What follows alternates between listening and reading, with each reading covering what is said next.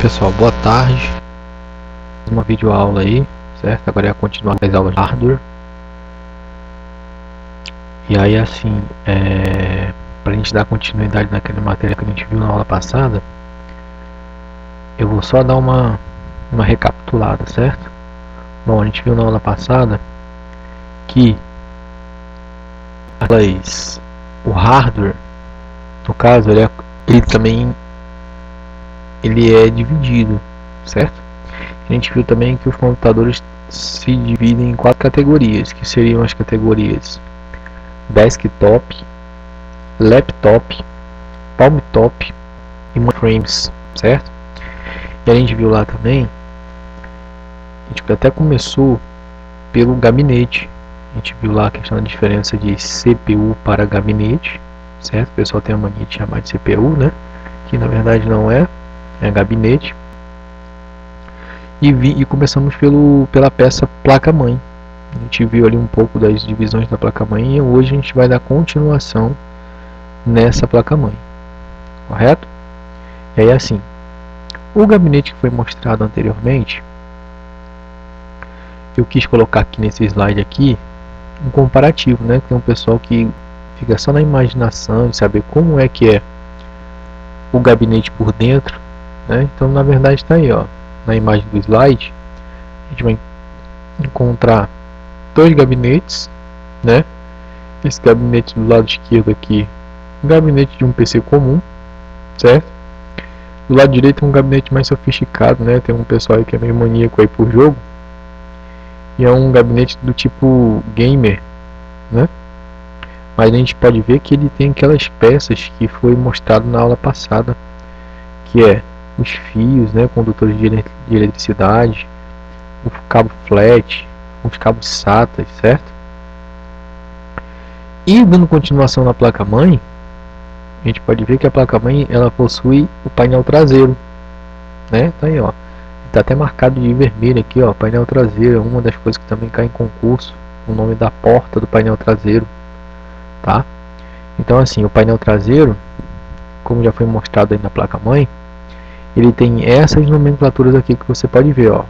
Então aqui, começando da esquerda para a direita, a gente tem esses 2 encaixes aqui, ó, que a gente já viu nas aulas de periféricos de entrada e periféricos de saída.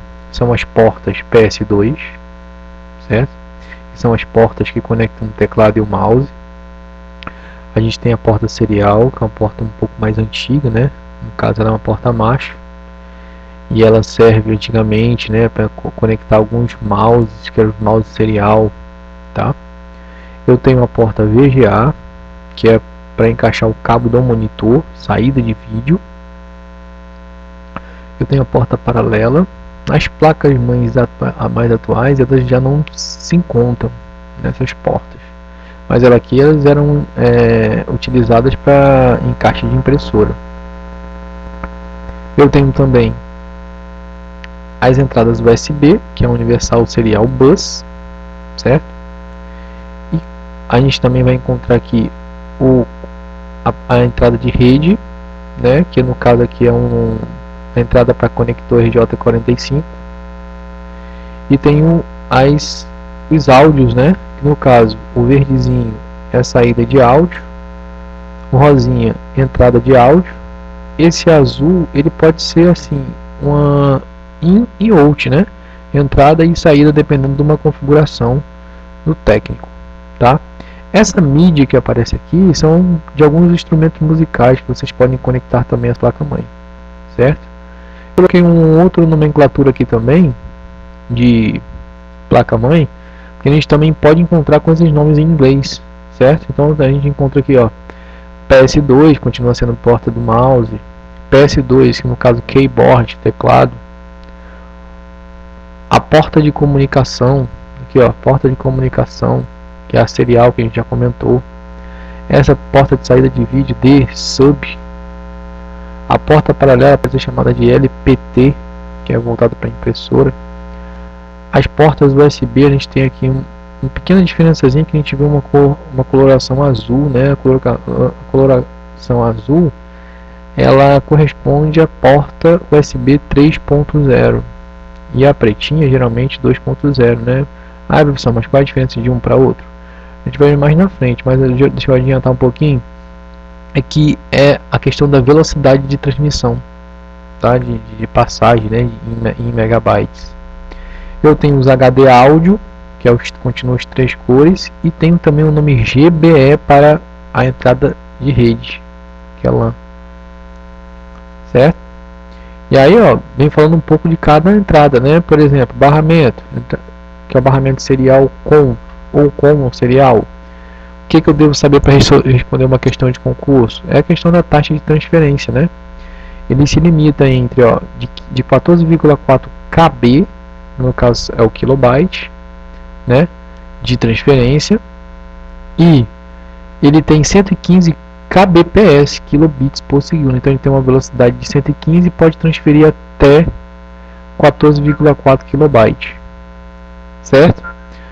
Como o nome está falando serial, ele funciona de forma de série. Ele transfere ali, ó, transfere bit a bit, ponto a ponto, tá? A outra porta, que é a porta paralela ou LPT, ela tá ali, ó, ela transforma, envia tudo de uma vez, recebe tudo de uma vez, certo? Então ela chega lá, ó, de 1,2 megabytes de transferência e tem 2,6 megabits por segundo de velocidade, certo? Lembre, a diferença entre o Bzão e o Bzinho, certo? Toda vez que tem um Bzão significa armazenamento, toda vez que tem um Bzinho significa velocidade. E aí eu tenho uma porta USB, né, barramento USB, que não é a nomenclatura em si, que é o Universal Serial Bus, certo? Essa porta USB ela funciona de forma serial, ou seja, em série, ele transfere em bit a bit. Cada porta USB ela pode conectar até 127 equipamentos. Ah, mas como é que é isso? Tem algumas extensões USB que possuem várias portas, então eu posso conectar a porta principal na USB e as outras ficam sendo uma ramificação, né? Como se fosse uma extensão.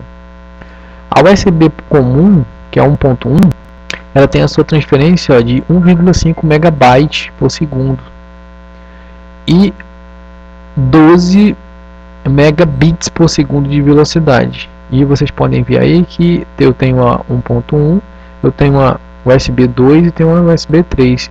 Qual é a diferença de um para o outro? É só a questão de transferência e velocidade, certo?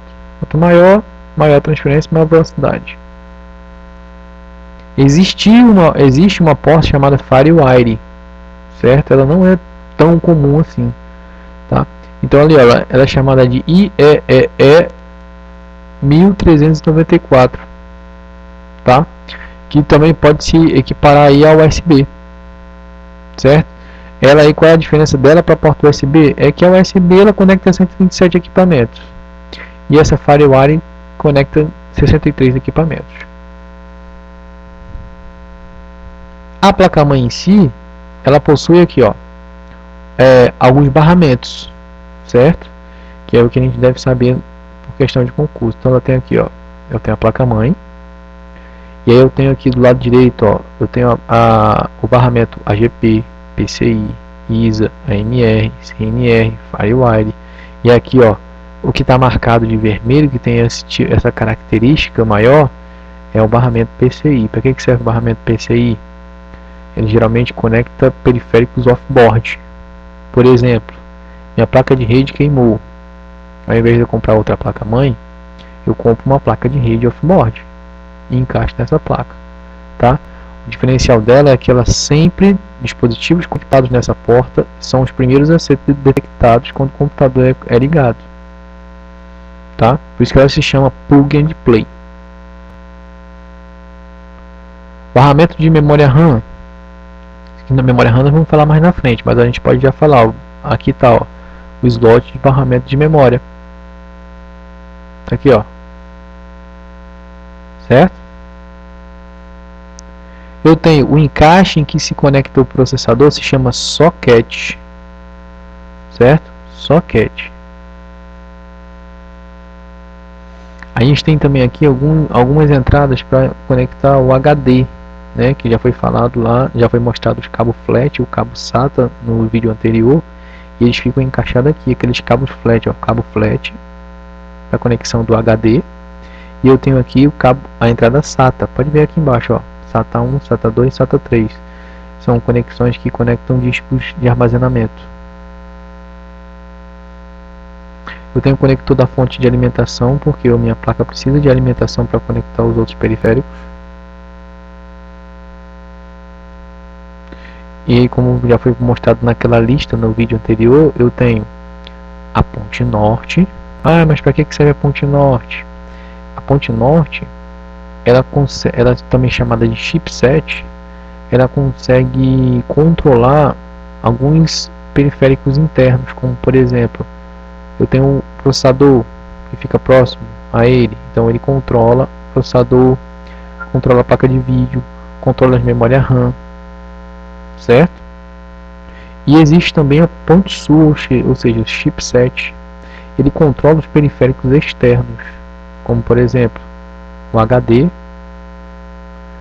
os slots PCI, né, que são os off-board, entre outros. E aí a placa-mãe, ela possui também a BIOS, está aqui no canto, ó, a BIOS, que se chama Sistema de Entrada e Saída Básico, Sistema Básico de Entrada e Saída. É ela que faz o reconhecimento dos periféricos, se estão funcionando, se não estão funcionando, se estão queimados, se existe, se não existe. Então cada peça dessa aqui, para ela existir, ela tem que estar programada dentro dessa BIOS. E por fim, a gente vai encontrar a bateria.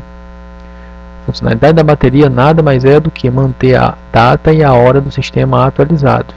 Que sistema? Sistema básico de entrada e saída, que a gente acabou de comentar, que é a BIOS. Então todas as alterações da BIOS só são gravadas, são armazenadas quando essa bateria está carregada. E com isso a gente está encerrando aí mais uma videoaula, né, com mais uma frasezinha, ó. Cada sonho que você deixa para trás é um pedaço do seu futuro que deixa de existir, né? Quem falou isso aí foi o Steve Jobs, quem não conhece. Então a gente está encerrando aí mais uma videoaula.